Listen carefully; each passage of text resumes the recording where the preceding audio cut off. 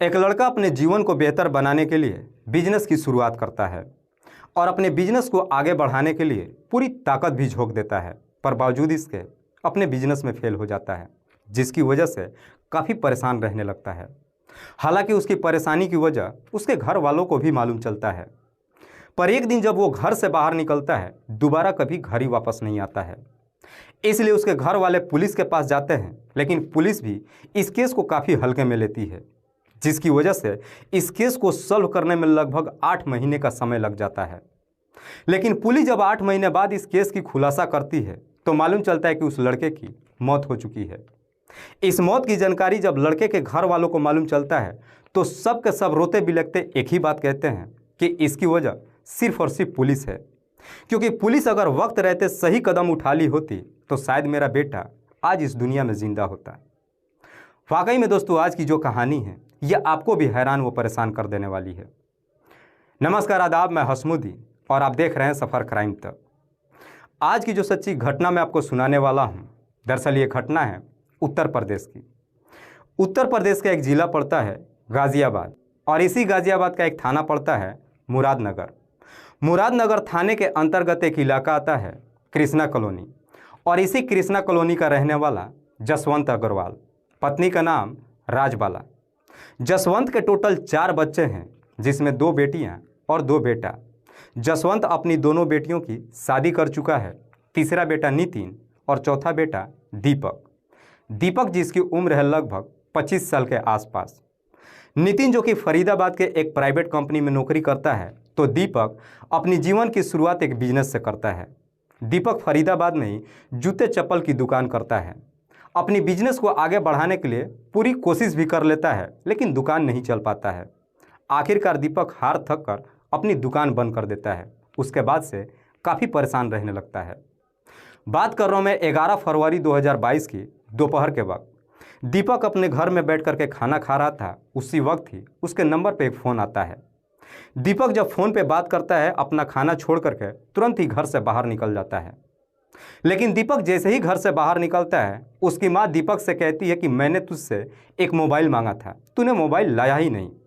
दीपक कहता है कि वो पैसे अभी भी मेरे जेब में पड़ा है, शाम को जब मैं आऊँगा तेरे लिए मोबाइल भी लेते आऊँगा।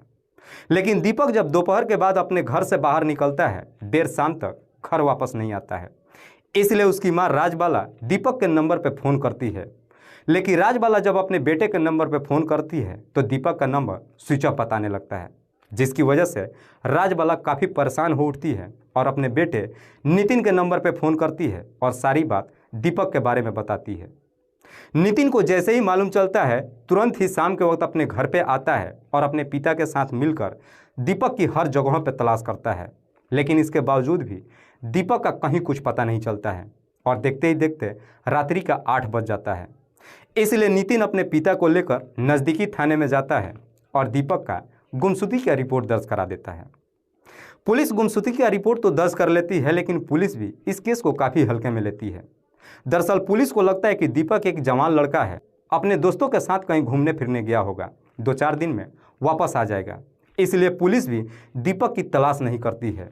लेकिन जैसे ही 4 दिन का समय गुजर जाता है, 14 फरवरी 2022 को सुबह 10 बजे के आसपास पुलिस के पास एक व्यक्ति फ़ोन करता है और कहता है कि साहब, एनटीपीसी जंगल के किनारे गन्ने के खेत में एक व्यक्ति का डेड बॉडी पड़ा है।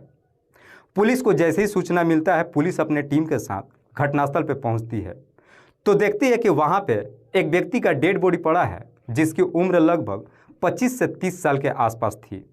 दरअसल उस व्यक्ति की किसी ने बड़े ही बेरहम तरीके से हत्या कर दिया था, क्योंकि उसके गले पे एक गोली का निशान ही नहीं था, बल्कि उसके चेहरे के साथ साथ उसके प्राइवेट पार्ट्स को भी जला दिया गया था। पुलिस जब उस डेड बॉडी के बारे में वहां पे मौजूद लोगों से जब पूछताछ करती है तो कोई भी व्यक्ति उस डेड बॉडी का शिनाख्त भी नहीं कर पाता है। इसीलिए पुलिस सबसे पहले उस डेड बॉडी को अपने कब्जे में लेती है और फिर उसे पोस्टमार्टम के लिए भेज देती है। लेकिन पुलिस के सामने सबसे बड़ा चैलेंज हो जाता है कि जब तक मरने वाले व्यक्ति का शिनाख्त नहीं हो जाता, पुलिस इस केस में एक कदम आगे नहीं बढ़ सकती थी। इसीलिए पुलिस अब मरने वाले व्यक्ति का शिनाख्त कराने के लिए अपनी पूरी कोशिश करने लगती है। पुलिस अपनी तमाम कोशिश कर लेती है, लेकिन उस व्यक्ति का शिनाख्त नहीं हो पाता है। इसलिए पुलिस इस केस को भी ठंडे बस्ते में डाल देती है। देखते ही देखते लगभग 8 महीने का समय गुजर जाता है। ना ही मरने वाले व्यक्ति का शिनाख्त हो पाता है और ना ही दीपक का कहीं कुछ पता चल पाता है। 8 महीने का समय तो गुजर जाता है, लेकिन दीपक का पिता जसवंत अपनी हार नहीं मानता है।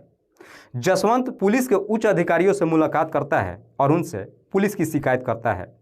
तब जाकर के पुलिस अब इस केस को सीरियस तरीके से लेती है। पुलिस अब दीपक की तलाश करने के लिए सबसे पहले दीपक के मोबाइल नंबर के सीडीआर को चेक करती है। तो मालूम चलता है कि उसमें 3 नंबर ऐसा था जिस पे दीपक लगातार बातचीत करते आ रहा था। पुलिस जब उस तीनों नंबरों का डिटेल्स निकालती है तो मालूम चलता है कि उसमें से एक नंबर मोहित के नाम पर रजिस्टर्ड है, दूसरा नंबर शशि के नाम पर रजिस्टर्ड है और तीसरा नंबर लक्ष्मण के नाम पर रजिस्टर्ड है। ये तीनों के तीनों दीपक के दोस्त हैं, लेकिन ये तीनों छटे हुए बदमाश भी है, क्योंकि इन तीनों के ऊपर पहले से ही कई तरह के आपराधिक मुकदमे दर्ज था। पुलिस जब इन तीनों को थाने में बुलाती है, इन तीनों से दीपक के बारे में पूछताछ करती है, लेकिन तीनों के तीनों एक ही जवाब देते हैं कि साहब हमें दीपक के बारे में कुछ नहीं मालूम है। आखिरकार कोई सबूत ना होने की वजह से पुलिस तीनों को छोड़ देती है। लेकिन पुलिस अब फिर से दीपक के बारे में पता लगाने के लिए फिर से उसके मोबाइल नंबर का सीडीआर को चेक करती है। तो इस बार उस सीडीआर में एक ऐसा नंबर मिलता है जो नंबर दीपक के घर से गायब होने के बाद से लगातार बंद आ रहा था। पुलिस उस नंबर के जरिए उसके मोबाइल का IMEI नंबर निकालती है, ये जानने के लिए कि उस मोबाइल में दूसरा नंबर तो नहीं चल रहा है। पुलिस जब चेक करती है तो मालूम चलता है कि उस मोबाइल में एक दूसरा नंबर चल रहा है। पुलिस जब उस नंबर का डिटेल्स निकालती है तो मालूम चलता है कि वो नंबर एक लड़की के नाम पर रजिस्टर्ड है, जिसका नाम कनक है। कनक, जिसकी उम्र है लगभग 23 साल के आसपास, जो मुरादनगर की ही रहने वाली है। पुलिस तुरंत ही कनक के घर पे जाती है और उसे अपने कस्टडी में लेकर थाने पहुंच जाती है और फिर कनक से दीपक के बारे में पूछताछ करती है। कनक कहती है कि साहब मेरा दीपक के साथ में प्रेम प्रसंग चल रहा था, लेकिन सच बता रही हूँ कि मुझे भी दीपक के बारे में कोई जानकारी नहीं है। पुलिस कनक से पूछताछ करती है कि जब से दीपक गायब है तुम्हारा नंबर बंद क्यों आ रहा है। इस पे कनक कुछ ऐसी जवाब देती है जिस पे पुलिस वालों को कहीं ना कहीं कनक के ऊपर शक चला जाता है। इसीलिए पुलिस अब कनक के साथ सख्ती से पेश आना शुरू कर देती है। पुलिस जैसे ही अपना शक्ति दिखाना शुरू करती है, आखिरकार कनक मजबूर होकर सच्चाई कबूल कर लेती है। कनक कहती है कि साहब दीपक की 8 महीने पहले ही हत्या कर दी गई है। लेकिन कनक जब इस हत्या की पूरी कहानी बताती है तो वाकई में इसे सुनने के बाद हर कोई हैरान रह जाता है। दीपक जब अपने बिजनेस में फेल हो जाता है, काफ़ी परेशान रहने लगता है। इसीलिए दीपक के तीनों दोस्त जब उसे परेशान देखते हैं, उसका मूड ठीक करने के लिए अपने साथ घुमाने ले जाते हैं। दीपक जब अपने दोस्तों के साथ घूमने लगता है तब दीपक को मालूम चलता है कि लक्ष्मण और जफर का कनक के साथ में अवैध संबंध चल रहा है। जफर कोई और नहीं बल्कि लक्ष्मण का ही दोस्त है, जो मुरादनगर का ही रहने वाला है। दीपक जब लक्ष्मण और जफर के साथ में घूमता है, इसी दौरान ही उसकी बार बार मुलाकात कनक से होती है। लेकिन कनक जब पहली बार दीपक को देखती है, पहली नज़र में उसे अपना दिल दे बैठती है और फिर कनक और दीपक के बीच में अवैध संबंध शुरू हो जाता है। हालांकि इस बात की जानकारी ना तो लक्ष्मण को मालूम चलता है और ना ही जफर को मालूम चलता है।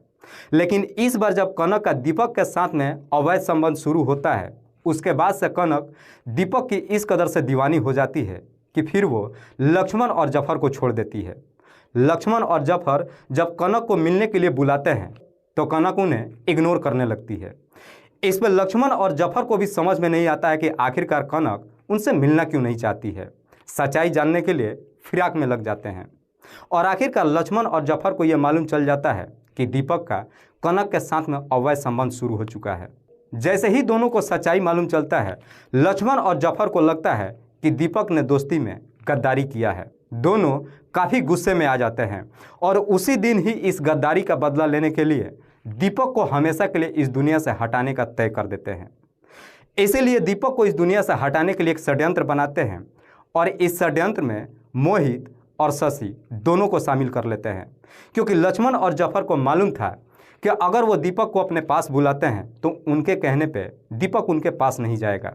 अपने पूरे षड्यंत्र के बारे में मोहित से बताते हैं और मोहित से कहते हैं कि तू दीपक के नंबर पे फ़ोन कर और उसे मिलने के लिए बुला, लेकिन जब उसके नंबर पे फ़ोन करना है तो अपने मोबाइल से नहीं करना है बल्कि पीसीओ से जाकर के फ़ोन करना है और उससे कहना है कि आज हम एनटीपीसी जंगल में शराब की पार्टी कर रहे हैं, अगर तुझे भी करना है तो आ सकता है। मोहित भी बिल्कुल अपने दोस्तों की बात मान लेता है और जैसे वो कहते हैं वैसे ही करता है। 11 फरवरी 2022 के दोपहर के वक्त दीपक जब अपने घर में खाना खा रहा था, उसी वक्त ही मोहित एक पीसीओ से दीपक के नंबर पर फ़ोन करता है और कहता है कि हम सारे दोस्त एनटीपीसी के जंगल में शराब की पार्टी कर रहे हैं, तू भी आ जा।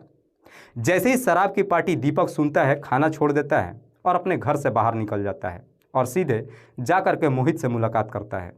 मोहित दीपक को अपने बाइक पे बिठाकर जंगल में लेकर के जाता है, जहाँ पे पहले से ही शशि, लक्ष्मण और जफर ये तीनों मौजूद थे। ये पांचों उसी जंगल में बैठते हैं और बैठकर जमकर शराब पीते हैं, लेकिन सबसे ज़्यादा मात्रा में दीपक को शराब पिलाते हैं। दीपक जैसे ही काफ़ी नशे में चूर हो जाता है, उसके बाद ये सब अपने षड्यंत्र के तहत ही दीपक को बगल गन्ने के खेत में ले जाते हैं और उस खेत में जफर दीपक के गले पे एक तमंचा सटाकर गोली चला देता है, जिसकी वजह से दीपक की घटनास्थल पे ही मौत हो जाती है। उसके बाद से दीपक की पहचान मिटाने के लिए दीपक के चेहरे के साथ साथ उसके प्राइवेट पार्ट पे पेट्रोल डालते हैं और उसमें आग जला देते हैं।